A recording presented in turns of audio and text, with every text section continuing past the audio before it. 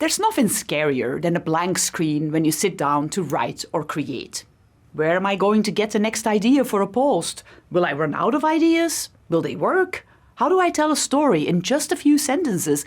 And how will I know it'll be interesting? They're big questions that can be daunting to even the most seasoned social media manager. In this video, we'll give you an approach that can help you decide what kinds of posts to create, how to create content that works with each platform, and how to take the strain off of constantly creating new content by curating. We want to create value for our audience on social media and create posts that will keep them engaged. So, what kind of posts would be valuable to them? Engaging social media content typically falls into either one of three categories. First, posts that are educational, that teach, update, or inform. Second, posts that are inspirational and feel good, or that move people to act. Third, posts that are fun and entertaining, and that present the brand in a human and spirited way. Think about the posts you've liked or shared recently. They probably fell into one of these three categories. So, as a first step in thinking about your social media content, think about these categories and whether you can create content that falls into either one of them. Before you start creating content, it's good to reflect on the format of your posts.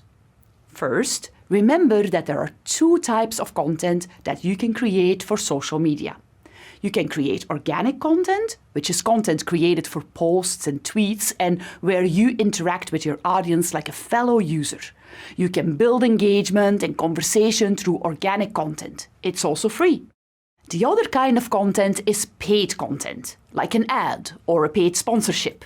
This type of content can specifically target certain demographics and will appear in users' feeds who meet your criteria. Paid posts can help leverage the work you've done through organic interactions, but for social media, which is based on social interactions, having only paid content might not be the right approach. Knowing your platforms before you post is also key, as you want to make sure your content looks native or that it fits in seamlessly into the culture. For example, a hotel posting a photo of the beautiful view from a balcony would be seen as content native to Instagram. The hotel posting an ad like you'd see in a Sunday flyer would not be. It's important to reflect on the platform where you plan to post your content. You want to make sure that your posts fit in. So, what's considered native content for each platform? In the first course in this program, we discussed the main social media platforms in more detail, and that probably gave you a good idea of what typical posts look like in each of them. But let's look at a few more examples. Consider Facebook, your classic or baseline social media site where you can post different topics, like a community story, a business update, or sharing an article with different formats like images or videos. Because Instagram is image forward, your post should be image forward as well. The same can be said for Pinterest. With Twitter, images and videos are great to have, but the platform has always been text-based. LinkedIn is focused on professional networking and industry news. TikTok is the fun video-only site. Finally, knowing your platform is especially important if you want to venture into niche social media spaces like Twitch, DeviantArt, or Nextdoor. So, we now know the three categories of content most engaging posts fall under. And we know we have to adapt our posts to the platform we plan to post in. But what should you post about? The challenge is to come up with unique content for your audience, different ways of telling stories, and in different formats. There are many different approaches you can take to your posts, and we'll go through more of those in our next lesson. But think about doing some of the following. Share content from your website. Create a behind-the-scene video. Showcase employees or members of your audience. Promote upcoming events. Create content around holidays or events. Make a tutorial video. Engage your audience with a question. Have a giveaway or a contest. Contribute to a hashtag challenge. Post inspirational quotes. Go live. Showcase a new product. As you can see, there are a lot of different kinds of creative pieces of content you can post, and there's much more that your business could come up with as well. The important thing is to remember to try different topics, as sticking to one type of post will get old quickly. In our next video, we'll go deeper into the different content approaches. If we're supposed to post at least once a day, or more depending on the platform, where are we supposed to come up with all that content? Well, the good news is that you don't have to create new, unique content for each one of your posts. Much of your content can and should be curated from other people. Curating content created by other people that you can share with your audience is an important part of your content strategy. These can be articles, news updates, stories, videos, infographics, really anything, and it can come from websites, other social media accounts or users.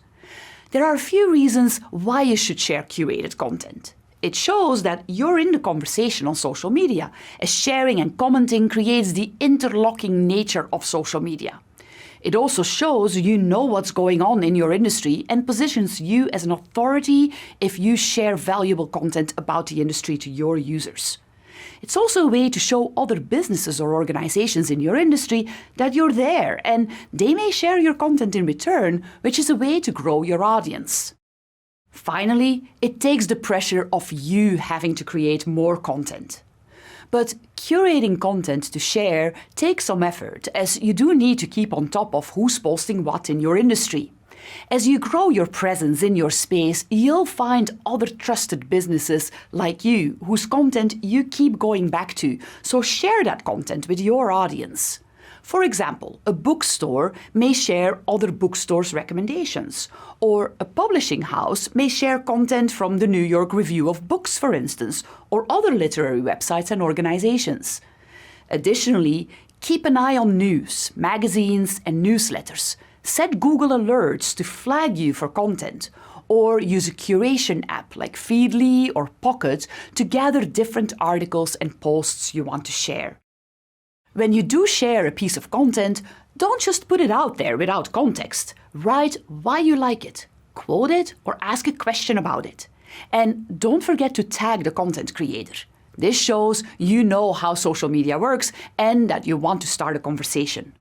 Part of your curated content should also be sharing what your audience is doing or sharing customer-generated content.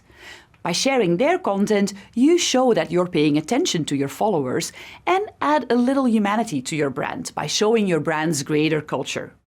Don't forget that if you're stuck for ideas, you can always repurpose content as well.